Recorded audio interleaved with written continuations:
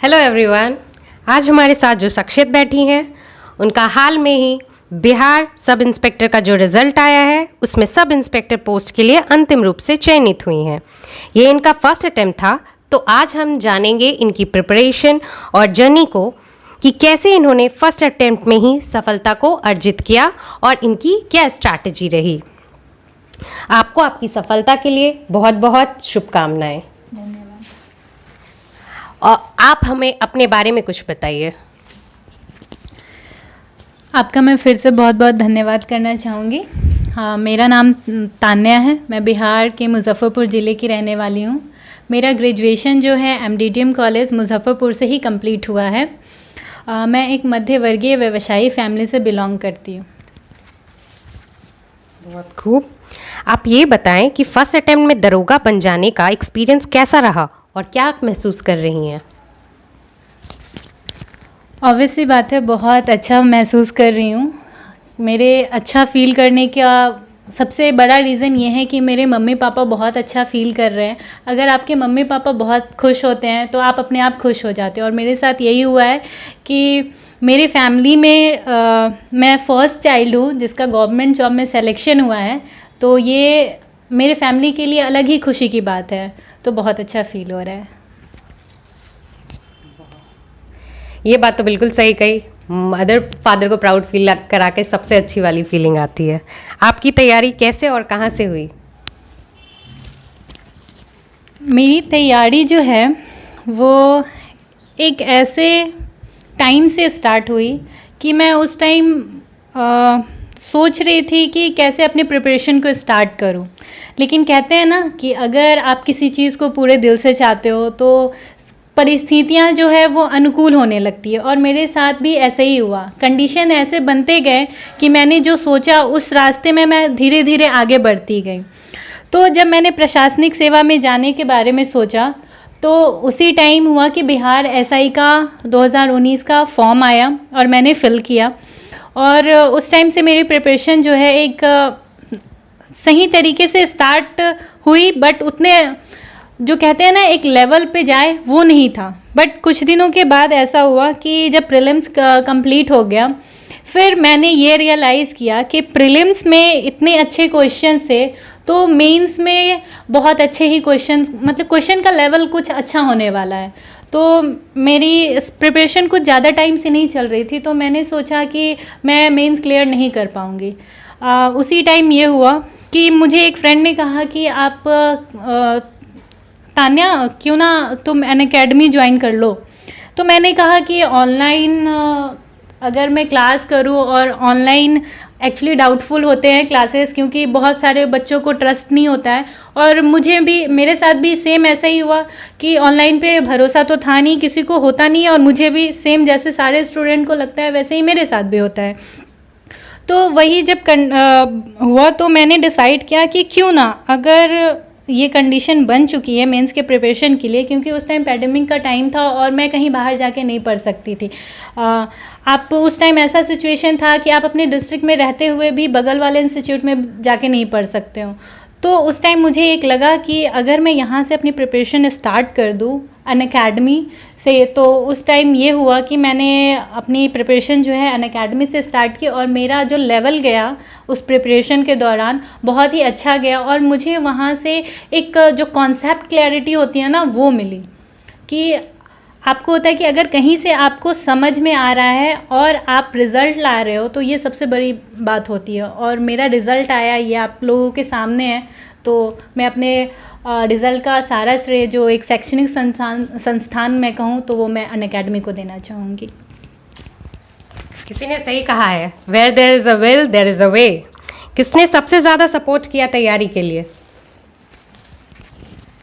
देखिए, तैयारी सपोर्ट की मैं बात करूं तो मुझे ना फुल पैकेज मिला सपोर्ट का। मेरे फ्रेंड्स, फैमिली और टीचर का बहुत ज़्यादा ही सपोर्ट रहा है। टीचर में मैं बात करूं अभय प्रताप सर की, जो अनअकैडमी पे हिस्ट्री और ज्योग्राफी पढ़ाते हैं, उनका तो बहुत ज़्यादा ही सपोर्ट रहा। उनमें एक बेस्ट क्वालिटी ये है कि वो हर स्टूडेंट को लेकर चलते हैं।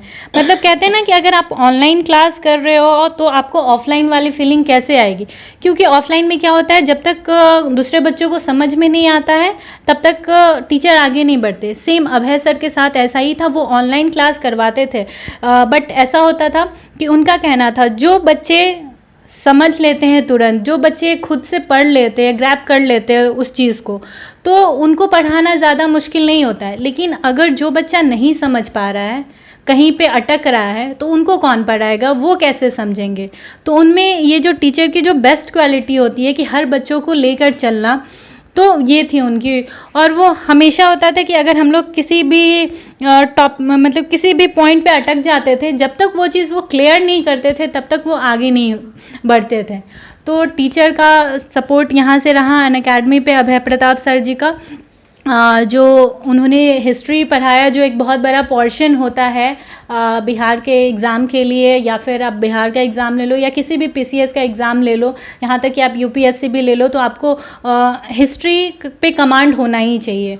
तो यही है कि जो वहाँ से मुझे पढ़ाया गया तो कॉन्सेप्ट क्लैरिटी होती गई, और मेरे टीचर का सपोर्ट बहुत ज़्यादा ही रहा। सही कहा गया है, गुरुर ब्रह्मा गुरुर विष्णु गुरुर्देवो महेश्वरा, क्योंकि जब गुरु सही मिल जाए तो रास्ता अपने आप आसान हो जाता है। एक दिन में क्लास और सेल्फ स्टडी मिलाकर आप कितना समय देती हैं? देखिए, एक दिन में मैं अपना क्लास जो है वो 4 से 5 घंटे का कंप्लीट करती थी। उसके बाद सेल्फ स्टडी हर स्टूडेंट के लिए ज़रूरी होता है, और मेरे साथ मेरी तैयारी को ज़्यादा टाइम तो हुआ नहीं था। तो एक होता है कि आप सेल्फ स्टडी से कोई भी मुकाम हासिल कर सकते हो, लेकिन एक होता है कि आपको अगर जल्दी अपने मंजिल तक पहुंचना है तो आपको टीचर्स का सपोर्ट तो चाहिए होगा। तो वही होता रहा कि मैं क्लासेस करती थी, उसके बाद मैं उसको रिवाइज़ करती थी। अगर मैं 4 से 5 घंटे का क्लास करती थी तो उसके बाद मैं सेल्फ स्टडी के लिए, मतलब क्लासेस का जो नोट्स रहता था उसको पढ़ने के लिए मैं 1.5 से 2 घंटे का टाइम निकालती थी। उसके बाद मैंने अदर बुक भी पढ़े हैं, जैसे लूसेंट हुआ, मैंने दृष्टि का भी बुक पढ़ा है, जिसमें मतलब क्लासेस करने के बाद मेरा वहाँ से कॉन्सेप्ट क्लियर होता था, और जब मैं बुक पढ़ती थी तो मैं जल्दी सीख पाती थी और जल्दी समझ पाती थी। तो ये होता गया। तो सेल्फ स्टडी तो इम्पॉर्टेंट है, बट आपको जो एक क्लास का जो सपोर्ट चाहिए, जहाँ से आप जल्दी सीख सकते हो, तो वो भी बहुत ज़रूरी है। तो सेल्फ स्टडी और प्लस क्लास, ये दोनों बहुत ज़रूरी है, वो हर स्टूडेंट को करना चाहिए। तो जो भी यूपीएससी या फिर एसआई की प्रिपरेशन कर रहे हैं तो सेल्फ स्टडी और जो क्लासेस लेते हैं उस पर ज़्यादा फोकस करें। पीटी और मेंस की तैयारी कैसे की, अलग अलग या साथ? देखिए, पीटी और मेंस की तैयारी मेरी अलग अलग हुई थी, क्योंकि मैं जब फर्स्ट टाइम मैंने डिसाइड किया था कि प्रशासनिक सेवा में मुझे जाना है, तो उस टाइम मुझे ज़्यादा पता नहीं था कि हाँ, मतलब ये पता था कि हाँ जीके जीएस पढ़ना है, बट किस लेवल का पढ़ना है वो मुझे नहीं पता था। तो जब मैंने स्टार्ट किया तो प्रीलिम्स की तैयारी के समय मैंने लूसेंट फॉलो किया, करंट अफेयर के लिए मैंने स्पीडी बुक फॉलो किया, तो उससे मुझे लगा कि हाँ हो जाएगा।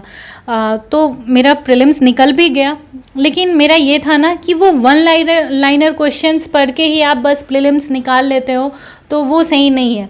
तो मेरे मन में आया कि अब कुछ लेवल आगे बढ़ाना पड़ेगा। तो मैंने मेंस की जब प्रिपरेशन स्टार्ट की, तो जब मैंने अनअकैडमी को ज्वाइन किया तो वहाँ से एक लेवल जो बनता चला गया, तो वो लेवल अलग ही था। कि क्योंकि अगर आपको कॉन्सेप्ट क्लियर हो जाता है ना, तो कॉन्सेप्ट क्लियर हो जाता है तो आप किसी भी क्वेश्चंस को बहुत अच्छे से डील कर पाते हो। कोई भी क्वेश्चन रहा उसको आप इतने अच्छे से डील कर पाओगे कि ऑप्शन अगर कुछ भी रहते हैं तो होता क्या है कि अगर आप एलिमिनेशन मेथड भी लगाते हो, क्योंकि आपको पूरी जानकारी है, आपका कॉन्सेप्ट क्लियर है, तो आप एलिमिनेशन मेथड लगा कर भी क्वेश्चन जो है बहुत अच्छे से अटैम्प्ट कर लेते हो और आप इससे आगे बढ़ जाते हो। तो ये रहा मेरा पीटी और मेंस का जो अलग अलग तैयारी हुआ। तो 2 फेज़ में हुआ, जो कि अच्छा था कि मैंने इस दौरान बहुत कुछ सीखा भी कि सिचुएशन को कैसे डील करते हैं। Thank you. नए बच्चे को क्या सलाह देंगी आप? जो जिनका अभी एग्ज़ाम होने वाला है, अभी तो प्रीलिम्स का डेट आगे बढ़ गया है, जैसे आपका नवंबर या दिसंबर में होगा एग्ज़ाम पंचायत इलेक्शन के बाद। तो इन बच्चों को मैं ये सलाह देना चाहूँगी कि जैसे अगर मेरा रिज़ल्ट आया है, आप कहीं से भी पढ़ो, लेकिन जितना पढ़ो उतना पूरे दिल से पढ़ो। मतलब जितना पढ़ा है उतने को तो आप कंफर्म कर ही लो कि हाँ, मुझे जो होता है कि ये चीज़ आती है। तो आप यहाँ से जब कंफर्म हो जाते हो और टाइम अभी अच्छा खासा मिल गया है, ये भी सोचिए कि गवर्नमेंट चाहता है कि आप जॉब में आओ, इसीलिए वो आपको टाइम दे रहा है। मेरे साथ भी यही हुआ। मेरा मेंस होने वाला था अप्रैल में होने वाला था, बट टाइम आगे बढ़ा। तो मैंने बस यही सोचा, मेरी उस टाइम तैयारी नहीं थी अप्रैल के टाइम में, लेकिन मैंने फिर सोचा कि शायद गवर्नमेंट चाहता है कि तान्या तुम आ जाओ, तुम्हारे लिए जॉब रखा है। तो मेरा ये एटीट्यूड रहा कि मैंने इस चीज़ को पॉजिटिव वे में लिया और फिर मैंने वहाँ से तैयारी स्टार्ट की और आज मेरा रिज़ल्ट है। तो आप इस चीज़ को पॉजिटिव वे में लो कि अगर टाइम है तो उसका यूज़ करो, कि आपको चाहती है गवर्नमेंट कि आप आ जाओ, आप जॉब लो। तो जिनकी तैयारी हो गई है, उनको अगर लग रहा है कि मेरी तैयारी है वो बहुत टाइम फिर डिले हो गया, तो उन बच्चों को ये करना चाहिए कि आप प्रीलिम्स की तो आपकी तैयारी है ही, आप मेंस का भी कर लो, ताकि ना तो आपका प्रीलिम्स रुके और ना मेंस रुके। और जिन बच्चों को लग रहा है कि मेरी तैयारी हुई नहीं है, तो उनके लिए भी अच्छा खासा टाइम मिल गया है, तो वो भी अपनी प्रिपरेशन जो है स्टार्ट रखें और कंटिन्यू रखें, तो आप अपना मुकाम ज़रूर हासिल कर लोगे और एक पॉजिटिव अप्रोच के साथ आगे बढ़ो।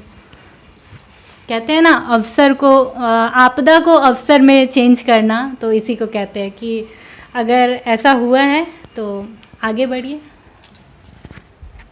तो आप भी अपने टाइम को सही यूटिलाइज़ कीजिए, पॉजिटिव थिंकिंग रखिए और आप भी तान्या जैसे हो सकते हैं।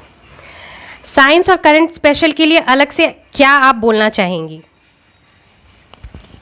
ठीक है, साइंस और करंट अफेयर जो है, वो साइंस तो प्रीलिम्स और मेंस दोनों के लिए एक मोस्ट इम्पॉर्टेंट पोर्शन है, और करंट अफेयर जो बस प्रीलिम्स में पूछा जाता है। तो सबसे पहले मैं करंट अफेयर के बारे में बोलूँगी। जो भी बच्चे बहुत लोगों का तैयारी हो भी चुका होगा, और जिनका नहीं हुआ है वो, और जिनका हो भी गया है, वो भी क्या कीजिए ना, आप एक 60 रुपये की SPD बुक आती है, उसका जो स्टार्टिंग का 60 पेज होता है वो मोस्ट इम्पॉर्टेंट होता है। बिहार का कोई भी एग्ज़ाम उससे बाहर का करंट अफेयर नहीं पूछता है। आप भले ही करंट अफेयर कितना भी पढ़ लो, वो जो है SPD का 60 पेज जो है वो आपको बहुत हेल्प करेगा। और स्टार्टिंग का आप 60 पेज पढ़ना, बाद में रहता है कि वन लाइनर एंड ऑब्जेक्टिव रहते हैं, तो आप उसको भी फॉलो कर सकते हो। और मेरे साथ तो ये हुआ कि करंट अफेयर के टाइम में, मतलब कि मैं ऑनलाइन जो अनअकैडमी था उस पर मैं सेट बस बनाया करती थी उस टाइम, जब प्रीलिम्स था। तो उस टाइम ये हुआ कि मैं सेट वहाँ से होता था कि हम लोगों को प्रैक्टिस करवा दिया जाता था, तो वो हो गया। और मेंस के टाइम में जब मैंने प्रॉपर क्लासेस लेना स्टार्ट किया अनअकैडमी से, तो मेरा बिलीव और बनता गया और ट्रस्ट बनता गया अनअकैडमी पे, और मैं आज भी अनअकैडमी की स्टूडेंट हूँ कंटिन्यू। और साइंस के बारे में मैं ये कहना चाहूँगी कि साइंस में आपको बायोलॉजी के पोर्शन पे थोड़ा ज़्यादा ध्यान देना पड़ेगा, क्योंकि उससे बहुत अच्छे क्वेश्चंस पूछे जाते हैं। केमिस्ट्री फिज़िक्स के भी बहुत अच्छे क्वेश्चन रहते हैं, आप बस वो लुसेंट से कंप्लीट कर सकते हो। क्योंकि मेरे साथ ये था कि मेरा साइंस बैकग्राउंड रहा है, तो मैंने उतना क्लासेस नहीं किया, क्योंकि मैं उसको पढ़ के समझ सकती थी, तो मैंने वो चीज़ खुद से किया। क्योंकि जब मैं क्लास लेती थी तो होता था क्या, ये तो मुझे पता है तो मैंने सोचा कि क्यों ना मैं खुद से बुक ही पढ़ लूँ। तो वो मेरा रहा है। जिनका आर्ट्स और कॉमर्स बैकग्राउंड रहा है, तो उनके लिए साइंस पढ़ना थोड़ा डिफ़िकल्ट होगा, तो वो मतलब क्लास भी करे और लुसेंट ये सब भी बुक जो है वो फॉलो करें, तो ये बहुत अच्छा रहेगा। बेसिक या लुसेंट, या दोनों पे फोकस करना चाहिए? देखिए, मेरा मानना है कि किसी भी एग्ज़ाम को क्लियर करने के लिए आपको बेसिक तो स्ट्रांग रखना ही पड़ेगा, क्योंकि जब तक आप बेसिक स्ट्रांग नहीं करते हो तब तक आप आगे की ओर नहीं बढ़ सकते हो। तो बेसिक स्ट्रांग कीजिए, उसके बाद आप लुसेंट फॉलो कीजिए। लुसेंट हर एग्ज़ाम के लिए रामबाण है। वो लुसेंट ऐसी है जो UPSC BPSC में भी आपका काम आएगा। SI में तो आपके लिए पूरा एकदम कहते हैं ना गॉड है वो लुसेंट। लेकिन लुसेंट की क्या है ना एक खासियत, कि उसका लैंग्वेज बहुत टफ है। वो जल्दी बच्चों को समझ में नहीं आता था, मुझे भी समझ में नहीं आता है। तो हुआ क्या, जब मेरा कॉन्सेप्ट क्लियर हो गया तब मुझे समझ आया अच्छा ये तो ये बोल रहा है। तो जब ये समझ में आ जाता है ना, क्योंकि कब समझ में आया ये मुझे कि ये कहना क्या चाह रहा है ये बुक मुझे, क्योंकि मेरा कॉन्सेप्ट क्लियर हुआ। तो आप कॉन्सेप्ट क्लियरेंस पे ध्यान दीजिए, कॉन्सेप्ट आपका क्लियर होगा, आप हर बुक को पढ़ के हर बुक को खुद से समझ सकते हो। तो सबसे इम्पॉर्टेंट है कि आप अपने बेसिक पे ध्यान दो, तो बेसिक अगर अच्छा रहेगा फिर आप आगे बढ़ जाओगे। Thank you. Thank you so much Tanya, आपका इतना समय देने के लिए। ये थी हमारी खास मुलाकात SI तान्या के साथ। That's all, thank you, bye bye.